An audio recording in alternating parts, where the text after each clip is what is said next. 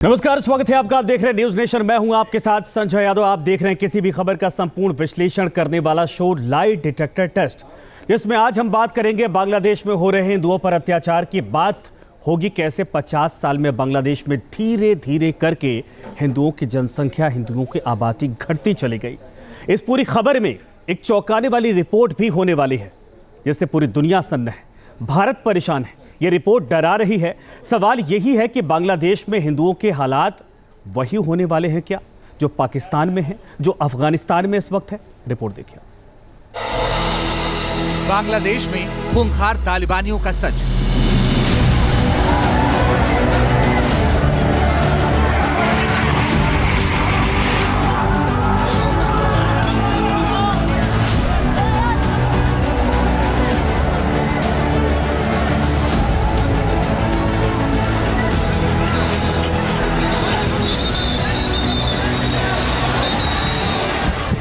हिंदुओं के घरों पर पथराव,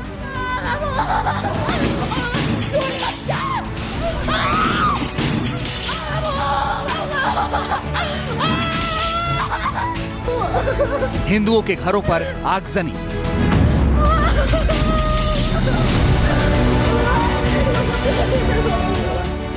हिंदुओं की आराध्य देवी काली माता का मंदिर तोड़ा,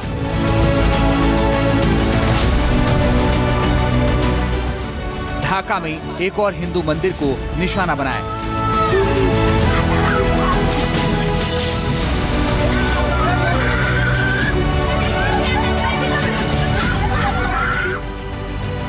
बांग्लादेश में भले ही सरकार नहीं बन गई हो, लेकिन हालात अभी भी पुराने जैसे ही।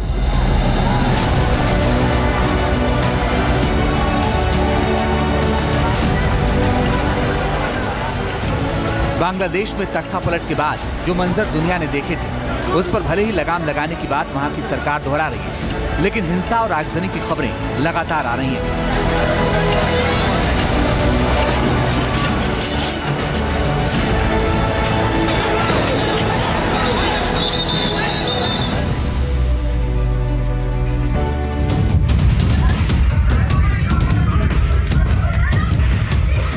ये ताजा तस्वीरें बांग्लादेश के ठाकुरगांव जिले की। यहाँ घरों को आग के हवाले कर दिया गया। हिंदुओं के घर धू धू कर जलकर खाक हो गए।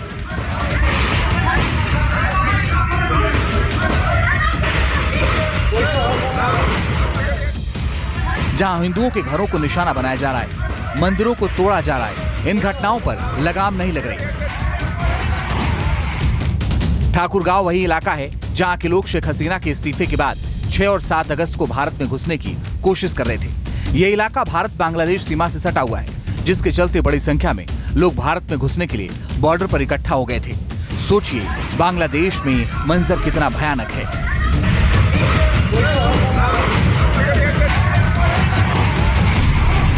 शेख हसीना के बांग्लादेश छोड़ने के बाद से हिंदुओं के लिए हालात बद से बदतर होते जा रहे हैं। बांग्लादेश के नेशनल हिंदू ग्रैंड अलायंस का दावा है कि शेख हसीना के इस्तीफा देने के बाद से 48 जिलों की 278 जगहों पर हिंदुओं और अल्पसंख्यकों पर हमले की खबरें आईं। अलायंस ने इसे हिंदू धर्म पर हमला बताया। तो वहीं बांग्लादेश हिंदू बौद्ध ईसाई एकता परिषद का दावा है कि 5 से 8 अगस्त के बीच यानी 3 दिनों में हिंदुओं पर हमले के 205 मामले सामने आए थे। हालांकि कुछ लोग इसे राजनीतिक हिंसा का रूप देने की कोशिश भी कर रहे हैं और तर्क दे रहे हैं कि जिन पर हमले हो रहे हैं या जिन्हें मारा जा रहा है, वो या तो शेख हसीना की पार्टी आवामी लीग से जुड़े हैं या फिर पुलिस से कनेक्शन है। हालांकि मारे गए हर 5 में से 3 हिंदू का राजनीतिक या पुलिस से कोई लेना देना नहीं था। जाहिर है कुछ लोग इसे राजनीतिक हिंसा करार देकर ढकने की कोशिश कर रहे हैं, लेकिन ऐसा बिल्कुल भी नहीं। ये चुन चुन कर हिंदुओं की हत्या है, क्योंकि ये बांग्लादेश में पहली बार नहीं हो रहा है। बांग्लादेश में अल्पसंख्यकों को निशाना बनाने का इतिहास लंबा रहा है। खासकर हिंदू समुदाय को तो लगातार टारगेट किया जाता रहा है। 2 साल पहले ही बांग्लादेश में हिंदू विरोधी भावनाएं भड़क गई थी, जिसके बाद कई हिंदुओं की हत्या कर दी गई थी। मतलब यह है कि ये पहली बार नहीं है कि बांग्लादेश में इस तरह की हिंसा भड़की हो। ये पहली बार नहीं है कि बांग्लादेश में हिंदुओं के मंदिर तोड़े गए हों, और ये पहली बार नहीं है कि बांग्लादेश में हिंदुओं को टारगेट किया जा रहा है। बांग्लादेश में इसका लंबा इतिहास रहा है। बांग्लादेश में हिंदुओं की आबादी लगातार घट रही। बांग्लादेश में 50 साल में घटी हिंदू आबादी।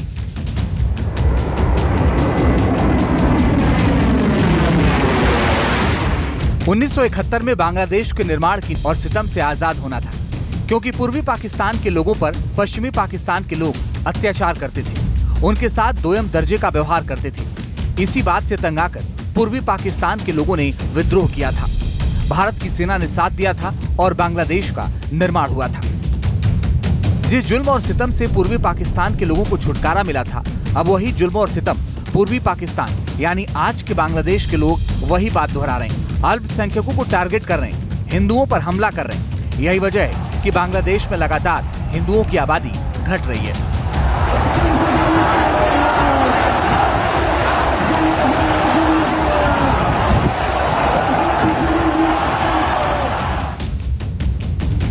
आजाद बांग्लादेश में पहली आधिकारिक जनगणना 1974 में हुई थी। उस समय देश की कुल आबादी 7.65 करोड़ थी, जिसमें हिंदुओं की संख्या 13.5% थी और मुस्लिमों की संख्या 85.4% थी। बांग्लादेश में आखिरी जनगणना 2011 में हुई थी। उस वक्त बांग्लादेश की कुल आबादी 14.97 करोड़ थी, जिसमें हिंदुओं की आबादी 8.5% और मुस्लिमों की आबादी बढ़कर 91% हो गई। मतलब हिंदू आबादी करीब 5% कम हुई। जाहिर है, ये आंकड़े बता रहे हैं कि बांग्लादेश में हिंदुओं का हित सुरक्षित नहीं रहा, तभी तो हिंदुओं की आबादी तेजी के साथ घटी। हिंदुओं की प्रताड़ना की गई, उनके ऊपर हमले किए गए, तभी तो हिंदुओं की आबादी लगातार घटने लगी।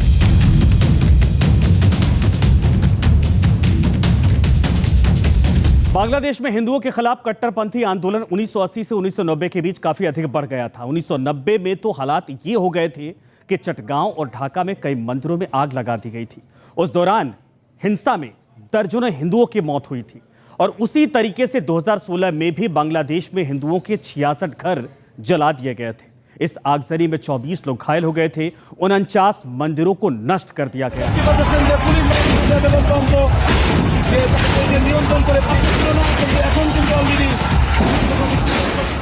जाहिर है, बांग्लादेश में जो भी हो रहा है वो पहली बार नहीं। बांग्लादेश में हिंदुओं को टारगेट पिछले कई दशक से किया जा रहा है और ये घटनाएं लगातार बढ़ रही हैं। 2021 के एक रिपोर्ट के मुताबिक पिछले 9 साल में हिंदुओं पर 3600 बार हमले किए गए।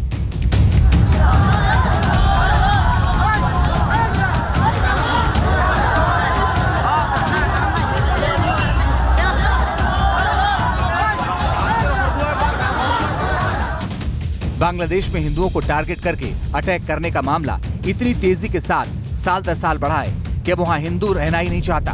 बांग्लादेश से हिंदुओं का पलायन तेजी के साथ हो रहा है। हिंदुओं को लेकर बांग्लादेश से जो रिपोर्ट सामने आ रही है वो काफी चौंकाने वाली है और सोचने पर मजबूर कर रही है। हिंदू अमेरिकन फाउंडेशन की रिपोर्ट के मुताबिक बांग्लादेश में हर साल 2,30,000 हिंदू देश छोड़कर चले जाते हैं। 2011 की जनगणना से पता चला कि 2000 से 2010 के बीच बांग्लादेश में 10 लाख हिंदू कम हो गए। 2016 में बांग्लादेश के एक प्रमुख अर्थशास्त्री ने दावा किया था कि अगर हिंदुओं का पलायन इसी तरह से होता रहा तो अगले 30 साल के बाद बांग्लादेश में कोई हिंदू नहीं बचेगा। जब ये दावा किया गया था उस वक्त रोजाना करीब 600 हिंदू बांग्लादेश छोड़ रहे थे।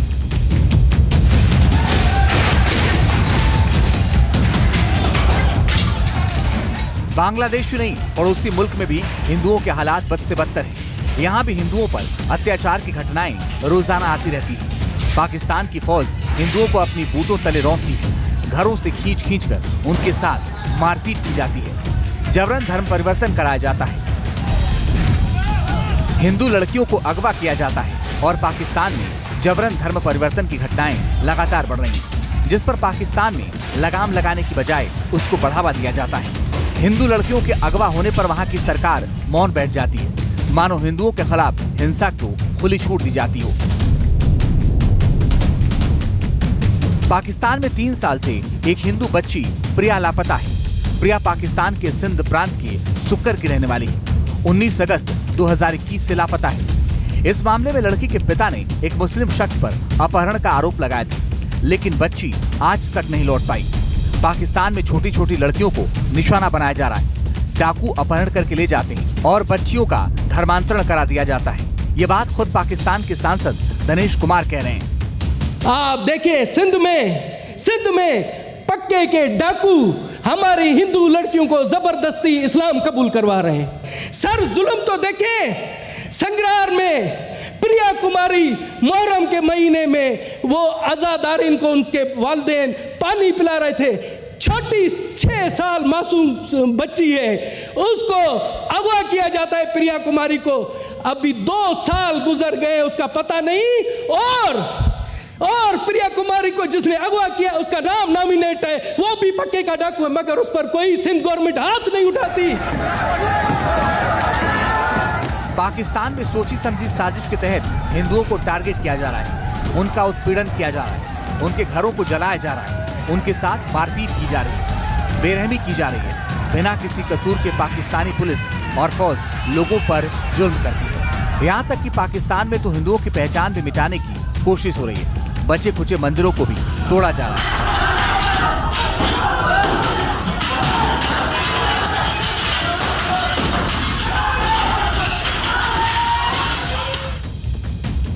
9 जून 2022 में कराची के हिंदू मंदिर में तोड़फोड़ की गई। फरवरी 2022 में इस्लामाबाद में एक निर्माणाधीन मंदिर पर हमला किया गया। मार्च 2021 में रावलपिंडी में 100 साल पुराने मंदिर को गिरा दिया गया। 2021 में ही पाकिस्तान के पंजाब में गणेश मंदिर पर हमला किया गया। अगस्त 2020 में कराची में प्राचीन हनुमान मंदिर को तोड़ा गया। 2020 में ही हिंगलाज मंदिर की मूर्ति को तोड़ा गया। ऐसी घटनाओं की फहरिस्त और भी लंबी है, लेकिन पाकिस्तान सरकार ऐसे मामले को धार्मिक हिंसा मानने से इनकार करती है। जाहिर है पाकिस्तान में हिंदुओं के खिलाफ हिंसा करने की खुली छूट वहां की सरकार और प्रशासन की शह पर ही होता है। पाकिस्तान में हिंदुओं पर हिंसा किस कदर की जा रही है उसको इस बात से समझा जा सकता है कि जब भारत और पाकिस्तान का बंटवारा हुआ था तो उस वक्त पाकिस्तान में हिंदुओं की आबादी करीब 15% थी, जो आज घटकर 2% से कम हो गई है। सोचिए किस कदर हिंदुओं की आबादी कम हुई है। पाकिस्तान ही नहीं, अफगानिस्तान में भी अल्पसंख्यकों के हालात बद से बदतर हैं। ये तस्वीरें आपको याद ही होंगी जब तालिबान ने अफगानिस्तान पर कब्जा किया था। सालों से अफगानिस्तान में रह रहे हिंदू और सिखों को वहां से पलायन करना पड़ा था। जुल्म और बर्बरता की तस्वीरें केवल 2021 में ही नहीं आई थी। सालों से अफगानिस्तान में अल्पसंख्यकों पर बर्बरता हो रही है। अल जजीरा की रिपोर्ट के मुताबिक 1970 के दशक में अफगानिस्तान में 7 लाख से ज्यादा हिंदू और सिख रहते थे, लेकिन अब वहां इनकी आबादी 7,000 से भी कम हो गई है। ये अनुमान भी उस वक्त का है जब वहां तालिबान की सरकार नहीं थी। अगस्त 2021 में तालिबान के दोबारा सत्ता में आने के बाद अफगानिस्तान से बड़ी संख्या में हिंदू और सिख भारत लौट आए हैं। बहरहाल इस वक्त अफगानिस्तान की 99% से ज्यादा आबादी मुस्लिम है। वहां गैर मुस्लिम आबादी महज 0.3% है। मतलब कि पाकिस्तान, बांग्लादेश और अफगानिस्तान तीनों ही हिंदुओं के लिए क्राइसिस जोन में बदल चुके हैं। बांग्लादेश में जिस तरह के हालात अभी बने हुए हैं उससे परेशानी और बढ़ गई है। Team news nation.